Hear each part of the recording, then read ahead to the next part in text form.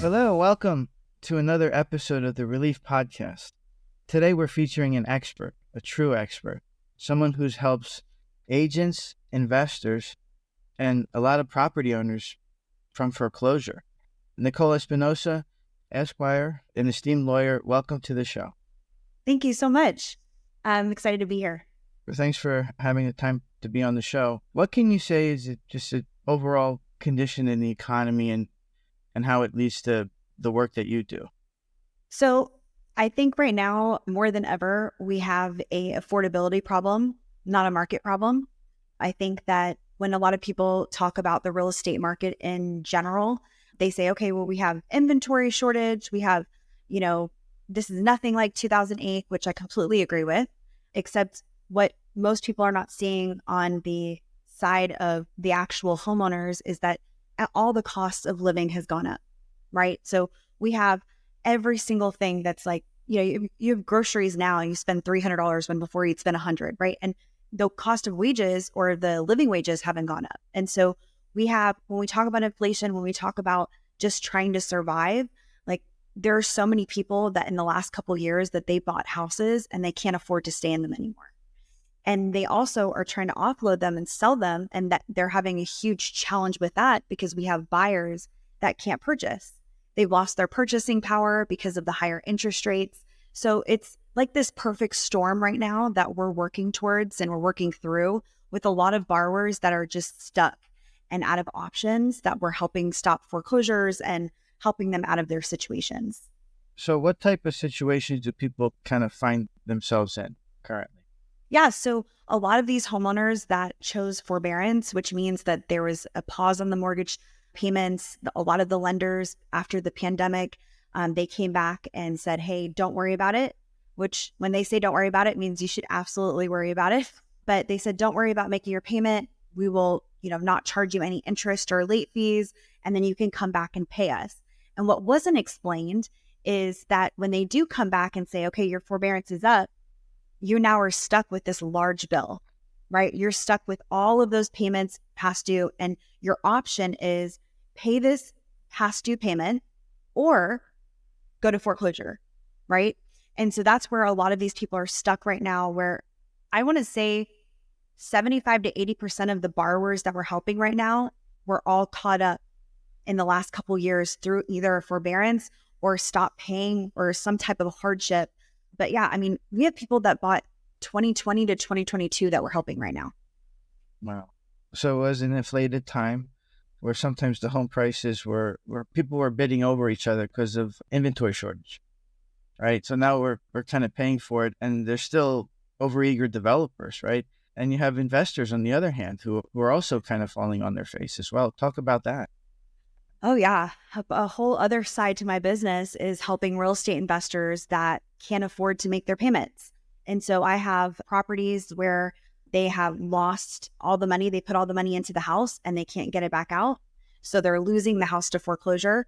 I have lenders that have given us properties of investors that stop making their interest payments. And so a lot of times, I think as entrepreneurs, we look at, especially with real estate, because it's just so sexy. Like you see all these shows, like flip houses, do all of that. And people don't realize like you have to have money to be able to invest, right? There's so many gurus. There's so much bad information out there of, you can buy houses with little to no funds. And that's true. That might get your foot in the door. But what about maintaining the property? What about the payments in between? What about the worst case scenario where it's just sitting there and there's no income, right? And so people don't prepare for that. And we're seeing as a result, a lot of investors that are getting stuck with properties that they can't afford.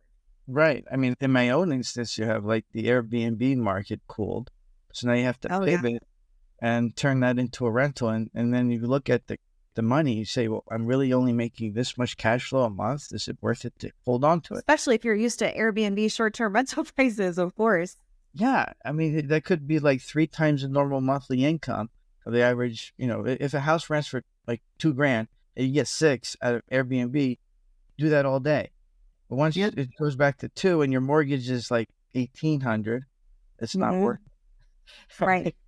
And that's why you should always have, no matter what, whenever you're purchasing, like you've got to make sure that you're looking at it from all exit strategies, right? I think a lot of people are like, I know a lot of people that have courses and do all this education on purchasing properties with little to no equity and, being creative, right? Doing Airbnb short-term rental. But the reality is, if that doesn't work out, because there's cities that are being banned with Airbnbs, there's, Dallas here locally got banned and everyone freaked out because that was their only exit strategy, where when they purchased, it didn't make sense to even do a rental.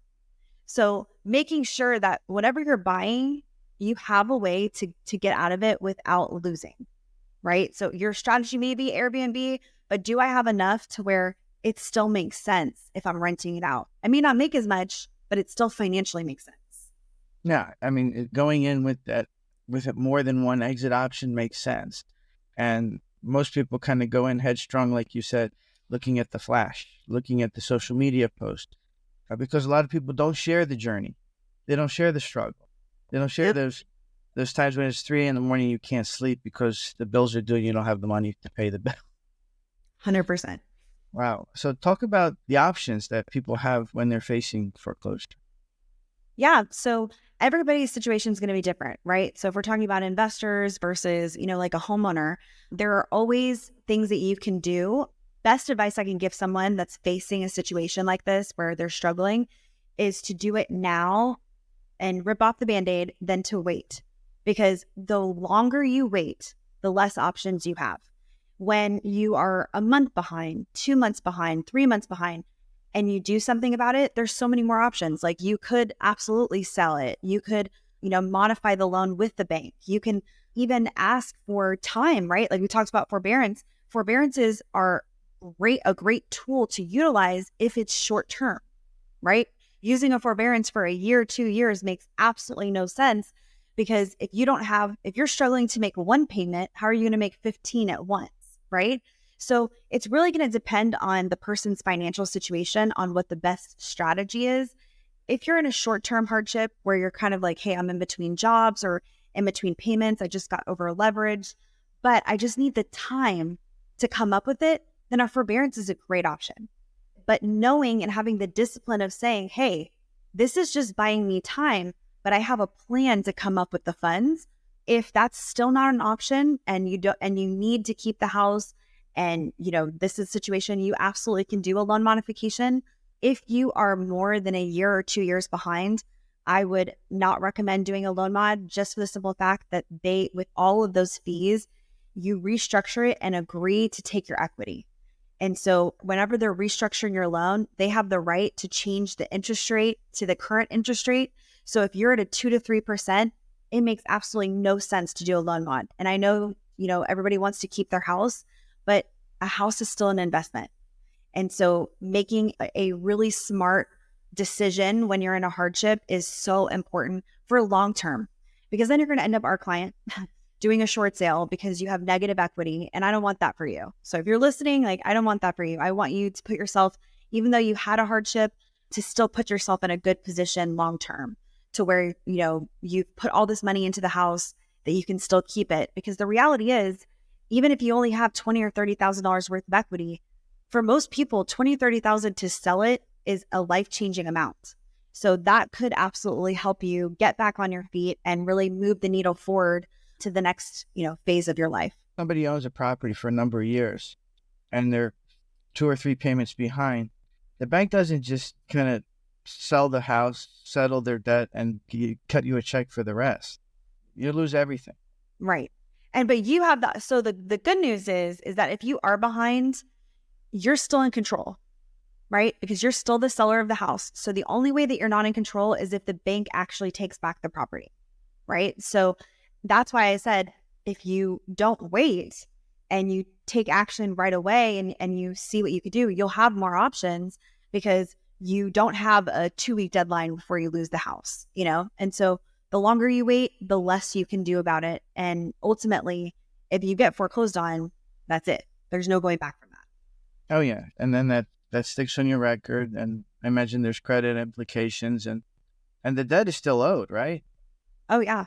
It's called the deficiency. So the difference between how much you owe and what they actually sell it for, that deficiency, they can absolutely come after you with a judgment. I mean, and once you have a judgment, you get your wages garnished, like they can do anything, right? And that sticks to you as the person, not the property. So if they foreclose, you're just leaving yourself open to liability, and that will affect everything moving forward. So that's what we prevent. Yeah, so you work through the short sale process, which kind of took off in the previous recession around 2008 and 9. Share with us how that process works and how that can benefit someone who's in a distressed situation. Yeah. So a short sale there's two parts to it in order to qualify. A short sale is where someone has a financial hardship, right? They have to have a legitimate hardship. They can't just say, I don't want to pay, we have to prove that they can't afford the home. And we prove it through their financials, showing the lenders their bank statements, their pay stubs, and their expenses, right? So similar to when you bought the house, you have to show your debt to income ratio. We're actually doing the same thing, but showing that they're over leveraged, right? So that's one part of it. They have to prove that they have some type of financial hardship. And then the second part is that they have to owe more than the house is worth between their mortgage, closing costs, or anything that has to get paid in the sale of the home. So this could mean, if we want to do like real numbers, this could mean someone owes $300,000 because they have a $200,000 mortgage and a $50,000 second mortgage and maybe $50,000 in liens. But let's just say all in at $300,000, but when they sell it, it's only worth $200,000. So the option here for that homeowner is, do I come to closing with $100,000 that I don't have, or I lose the house? And so that's where we come in, where we negotiate with that bank to take the $100,000 loss. So now, instead of you owing $300,000, the bank's like, okay, we'll take $200,000 for it. And they'll put in writing that they are accepting what's the less that's owed, the $200,000, and they're agreeing to release them from any liability. So essentially, that homeowner is walking away free and clear from that debt. Wow. I mean, what inspired you to get into this niche of real estate? Yeah, so I actually got into real estate, which is arguably like the worst time ever to get into it. I got in 2008 when most people were like, I need to get the heck out. I got in. I actually worked for a REO lender, which was foreclosure lender not lender, brokerage. And we worked with all of the lenders. So the asset managers, I had HUD, Home Telus, like all of these huge asset managers and huge companies that would outsource the REO listings to us. And that's where I learned a lot of the other side of real estate, of how the banks worked and operated. It was the worst job I ever had. It's different working for the banks than working with the banks, right? Because when you work for the banks, like they are just relentless. Plus, it was so disheartening having to evict all of these homeowners and go through that process, because there was nothing that could be done at that point, right? Like, we have the listings, so we have to check occupancy, we have to make sure title's clear, and then negotiate with these homeowners that have lost everything. And then, of course, you see the families with the kids, and they're like, can I just stay another 2 weeks? And it's the whole thing. So when I got out of that, I was like, okay, I have all of this, knowledge of one of the hardest parts of the industry, right? When most people were just doing like traditional transactions, but I knew I didn't want to work for the banks again. I was like, I don't want to do that. And it was crazy how things work out. The first listing I ever got was a short sale. So the seller owed more than the house was worth. And everyone in my brokerage was like, even my broker at the time was like, don't even mess with it. It's not worth it. They don't close. It's a waste of time, like whatever. And I realized in this niche that there was such a lack of information, and most people were not willing to figure it out and to really understand. But then I had this seller that needed help, right? Like, he needed help. He needed to figure out, or he was going to get foreclosed on.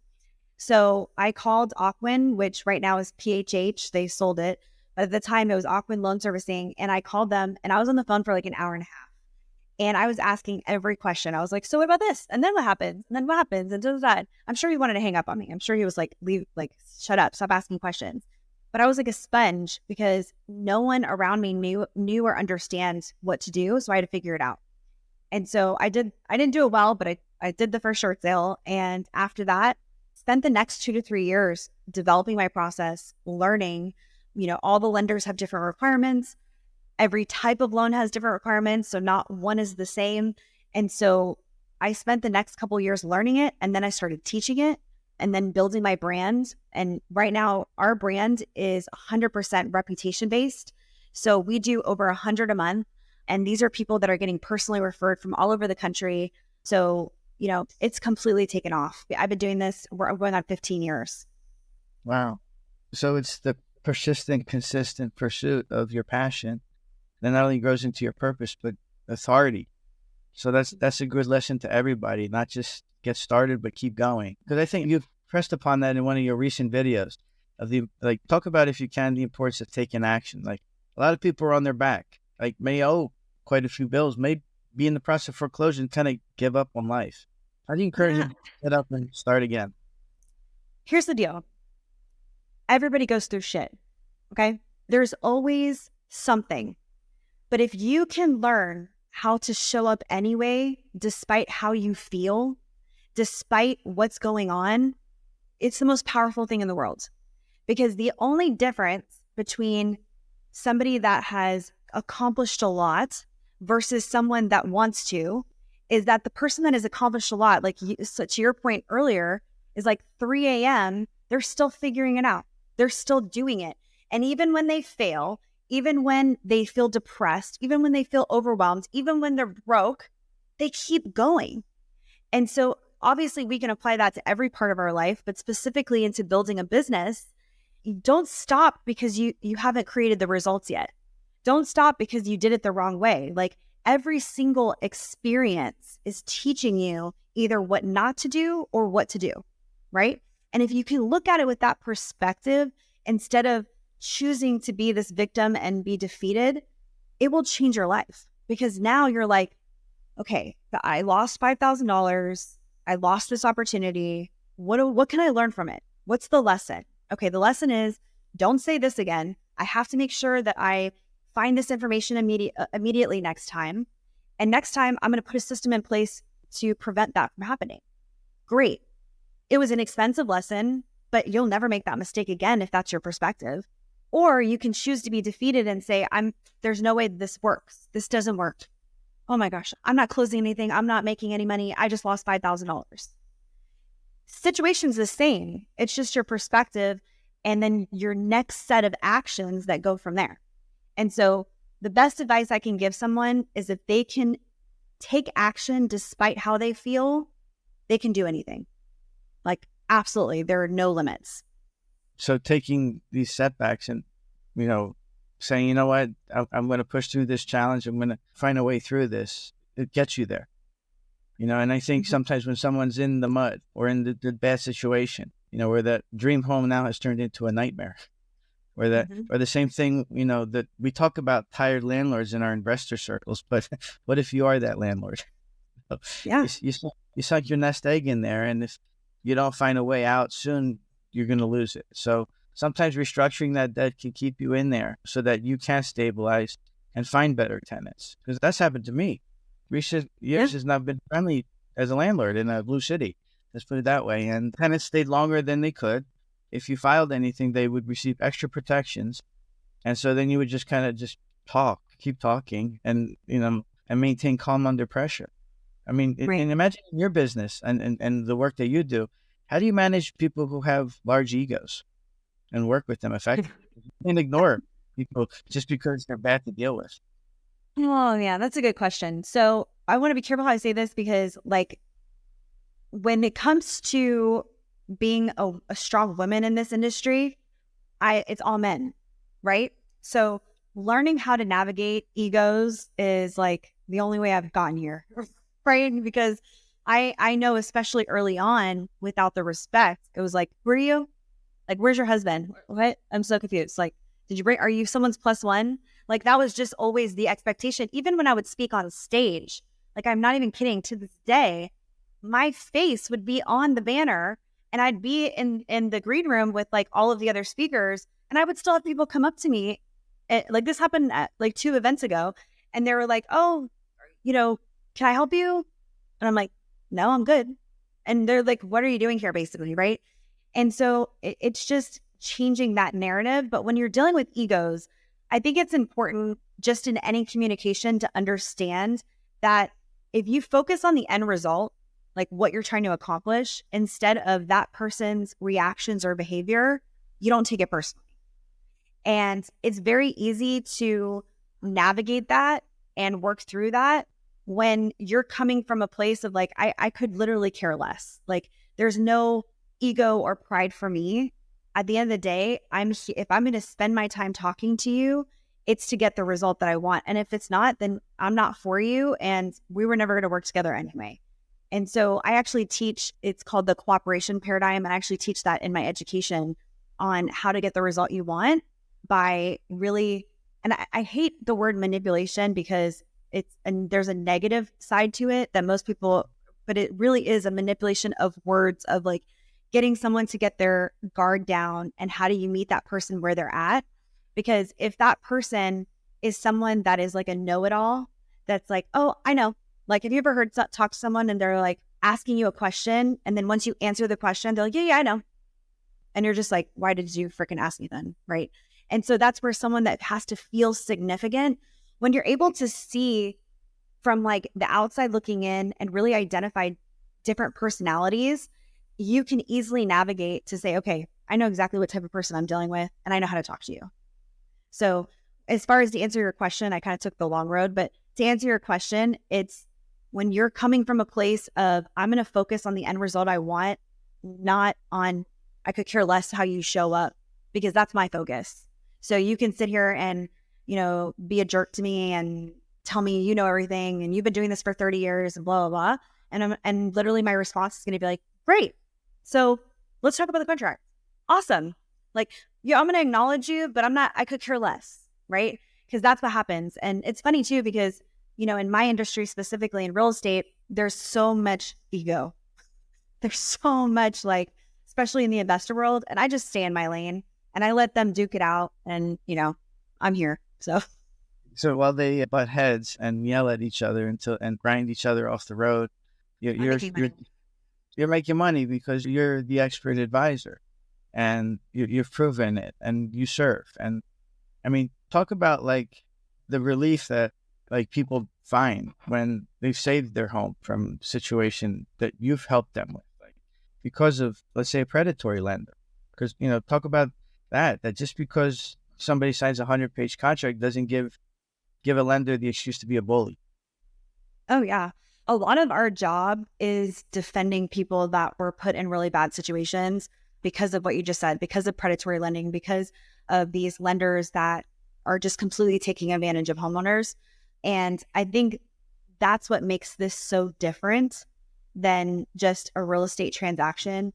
And I'm just so blessed to have a team. And it wasn't overnight. I went through a lot of people that it didn't make sense, but now I have this core team the last 6 years, literally most of the people that have been with me 5 to 6 years, that have the same passion and see my vision of why we advocate and why we care. And honestly, at this point, because they're so in it and I'm not in it as much anymore with the homeowners, they take it a whole step further, right? I'll have Selena, she's one of my lead negotiators, and she'll be working with the seller and she'll be emailing me at 10 o'clock at night. And I'm like, go to bed. Why are you emailing me? Stop it, but you can't train or pay someone to care. And I think that is why it's so valuable and so important, because what we do is not just a clock in, clock out. These are people's lives. And so I'm just so grateful, so much gratitude, because I know I went through horrible employees, to have people that share my vision and then just really take it to another level. So I think that's really important, is that whatever you're trying to build, having people buy into your vision is everything.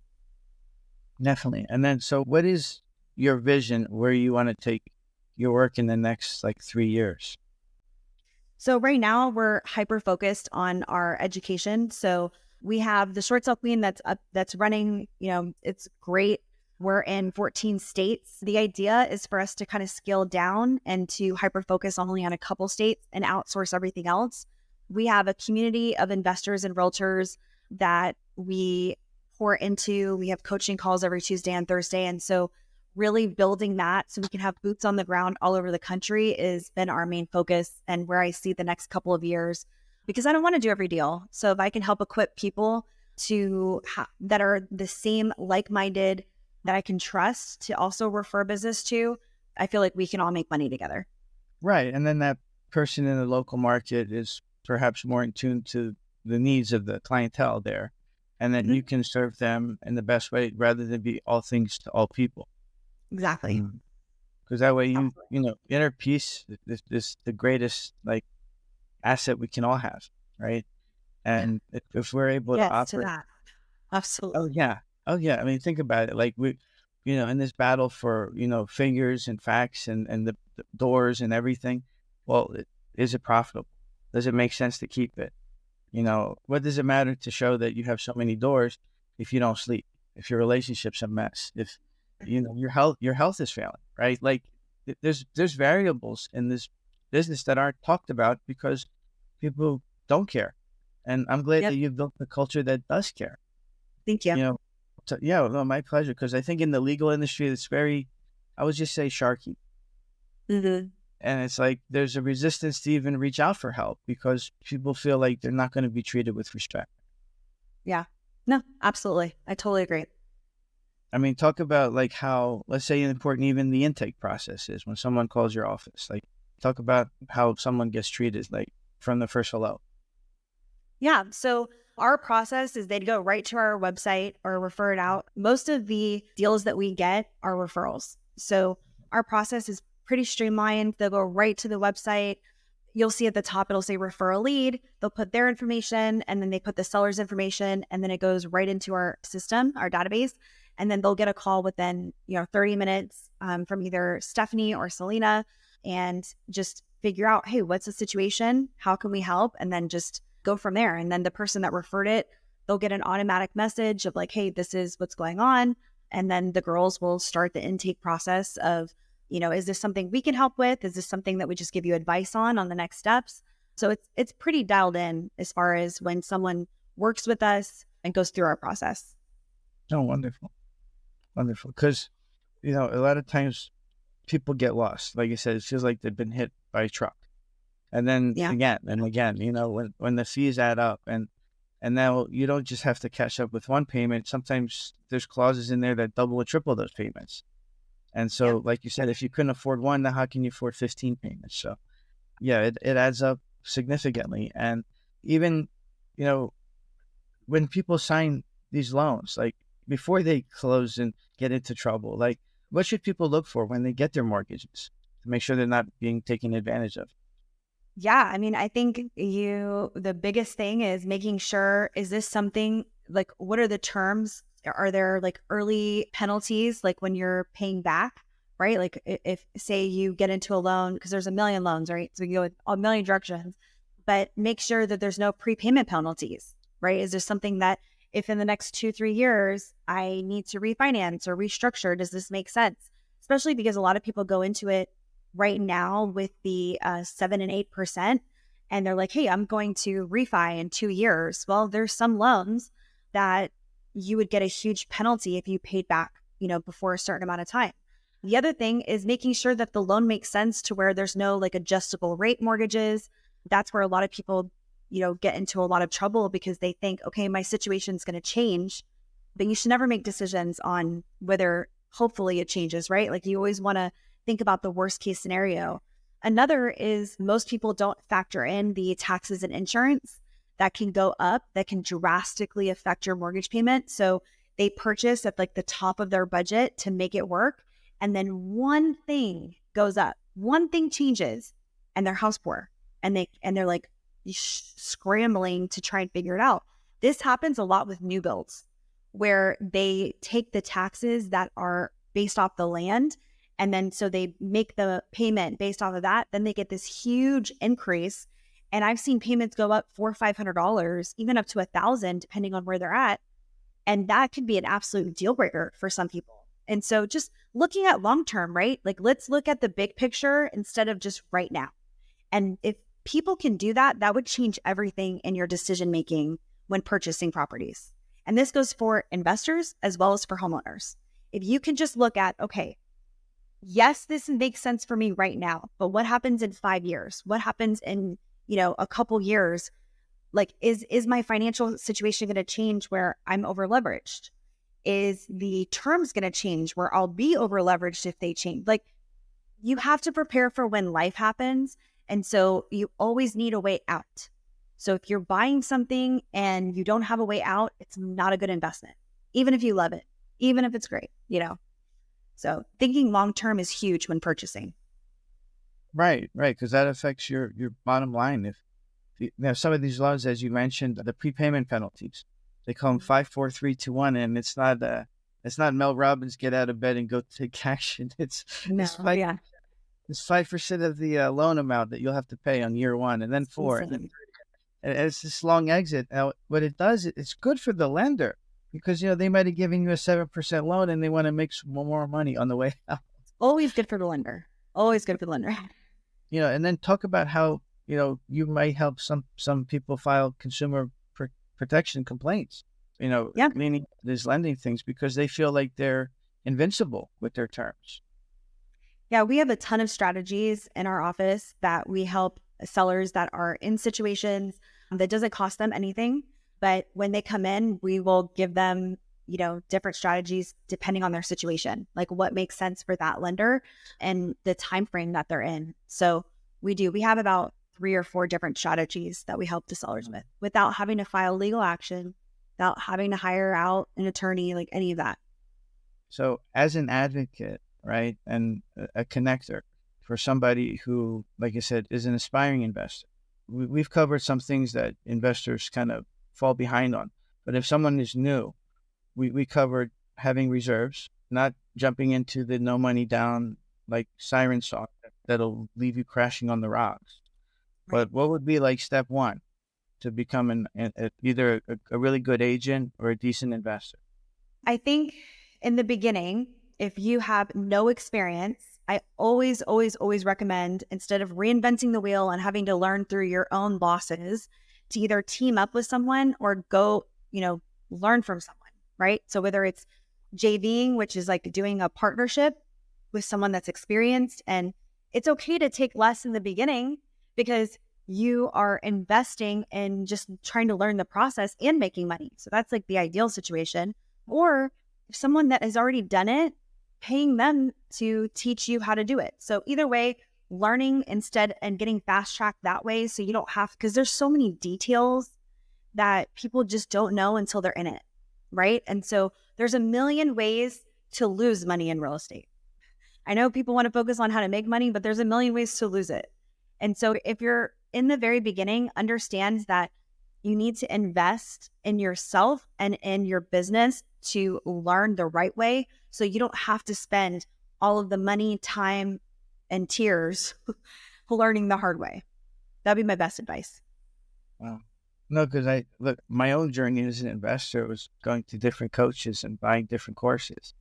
Mm-hmm. And, and I'm thinking like, this one didn't work, this one didn't work. But I'm like, but once I did the work, I just needed the tools and perhaps a little guidance. And some of these coaches don't really, when you ask them for guidance outside of the course or outside of even if they charge for the time, it may not always have the answer you're looking for. But the action gives you the answers. Mm-hmm. And, And it's and, picking the right one, right? Because there's so many gurus out there. There's so many people that are just trying to collect money. But then there's people like us, like we have communities where we're so invested and there's nothing, like we don't hold anything back. And so if anything, I feel like our goal is to give you so much that we have people's responses like, I can't believe you're only charging this. That's the mindset versus, what did I get for what I paid you? Because there is so many educators out there and so many scams. well, I mean, again, you've been in this business 15 years. How many coaches have been around for 15 years? Not many. Yeah. How many teachers, guides, etc. Like they may change their entity name, but it's the same face behind the entity. Yeah. You are the short sale queen, right? Like to have that crown. So one of my requirements, and this would be for the education. So there's 2 parts. So if you're wanting to join our community and learn from us, one of the prerequisites is that you have to already be prospecting. So because there's really two types of people, and this is why a lot of people don't get anywhere, where you have someone that just wants to learn, which is great. I put out so much free content and I don't ask anything in return, right? I put out so much valuable stuff for free. And then there's people that want to make money. And so the people that are already prospecting, they already have that mindset. So I don't have to spend all my time trying to fix your mindset. And so one of the prerequisites is that you have to already be prospecting and being out there. You're obviously not getting anywhere, which is why you're wanting to come on board. As far as hiring, I guess it would just be specific to the position. I know that every single person in my organization, the commonality is that they are really passionate about the end goal, which is getting the person, making it a win-win. Everyone is driven. I don't need to wake them up in the morning. I don't need to sit here and be like, hey, are you coming to work? Like, if anything, I'm like, hey, can you stop working? Because I don't want you to burn out, right? I'll take it on. You have a culture of employees where you don't have to call them to show up in the morning. Right. That they're driven employees. Yes. And that's huge, right? It's really finding people that take ownership, and it's the ownership mindset of like, and they know this. You could ask any one of them, like, this is their company too. Like we are all working towards the same thing, because the better the company does, the more opportunities I can provide, the more we can win together. And so it's a really collaborative environment. If anything, I have the opposite problem where I'm like, okay, you need to stop working. Like, you're going to burn yourself out. Like, let me take it on.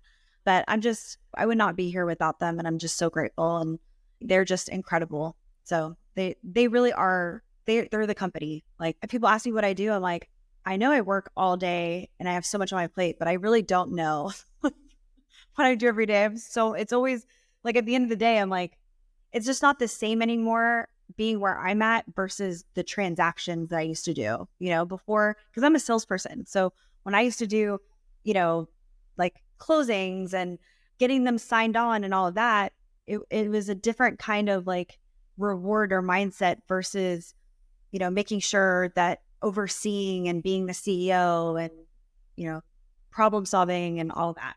Wow. What's the evolution of you? I mean, from that place of kind of hunter to gatherer of good people, I talk all day. Like, by the end of the day, I'm so exhausted because all I have is conversations, and I love it. It definitely can be very draining because sometimes I'm like, I just want to work, leave me alone. Like, my phone's always blowing up, but it's very rewarding because well, first of all, I'm always problem solving. So I'm always helping and scaling what we've got, going on. Then I get to see other people go from stuck and broken to just that. They get that, oh my gosh, this works. I made money. And that's my goal for everyone that comes in. Like, I don't want to talk concepts. I'm not going to spend time with you talking about and training you. I want to help you make money, right? I want to help you have the mindset of revenue in first position. Like, let's get a deal. Because I know what happens when you make money, that mindset shift of, oh, I'm going to keep doing this because I saw the results versus concepts. And so that's my focus. And it's so gratifying. It feels like I made it. Like, when we had Steve, he's in our community, and he did a deal and he made like 50 grand and off a deal. And it was like a free lead. And it felt like I did, right? Because he was just like, his response and how excited he was. And just to see from where he didn't even think that this worked and he had tried already for 2 years to like seeing the results. It's a really cool feeling, like being on this side. Oh, I'm happy with that. I did the same thing just in my own informal way, just coaching a kid to his first deal, and he made 60 grand. And then I'm like, I didn't feel like that was my money, but like, I'm super happy for what that can do in terms of fueling someone's career. So I completely resonate with that. We always have to celebrate each other's wins, because if we live in that abundance mindset, there's no thing as small thinking. There's just big wins.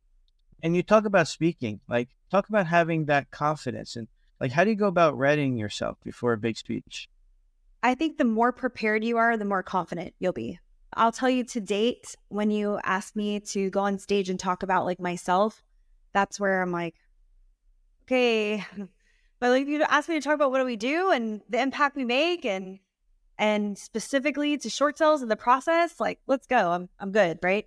The only time I get nervous or feel a little anxiety is when I got asked one time to just share my story. And like, I actually talked about imposter syndrome and just being super vulnerable. And that was in Vegas. That was probably one of the hardest. I don't even remember what I said, to be honest. But I think the more you're prepared, you're never going to, there are some people that just love to talk. And so I don't think they are a part of this, but I think for the majority of people, if you are more prepared and you know your stuff, like you focus on what you want to say and what you want them to hear versus how you look. And so if your energy goes towards, this is what I want them to walk away with, then the focus is no longer on me. So I don't have anxiety because I'm not worried about how do I look? How am I speaking? How am I coming across? Because I'm not focused on that. I'm focused on what do I want them to hear? What do I want them to walk away with? What is the biggest takeaway? What is the value that after they leave here, they have complete clarity of whatever I'm talking about? And so it's just a mindset shift, which helps tremendously. No, that's very helpful because a lot of people, again, myself, I'm trying to be a speaker, but I used to stutter, right? And then that imposter syndrome, like, those big stages, those big groups, like the Arete Summits, they cost a lot. It's one weekend. I felt very small the whole weekend the first time I went because I didn't feel accomplished enough, right? I didn't feel like worthy enough. Everyone right? feels that way. Everyone feels it. No, now that you get over yourself, you're like, oh, okay, well, if I go back to this kind of room, then I'm more natural. I'm more comfortable in myself. Yeah. And so yeah, I appreciate you sharing that because a lot of people think that it's just kind of effortless. Mm-hmm. Absolutely. So how can people plug into your communities and the work that you do and find you online? Yeah. So I would say the easiest place is just go to YouTube. It's the Short Sale Queen. If you just look up the Short Sale Queen, then you'll see me everywhere and you'll see all of our contact information. There will be links for my social media. There will be links for our website. Our website's the ssqueen.com. So on the website, you're going to see all of the education options, how you can connect with us, partner with us, all that good stuff. Well, Nicole, thank you so much for being on the Relief Podcast, and long may you reign. Yes, I appreciate you. Thank you. Thank you.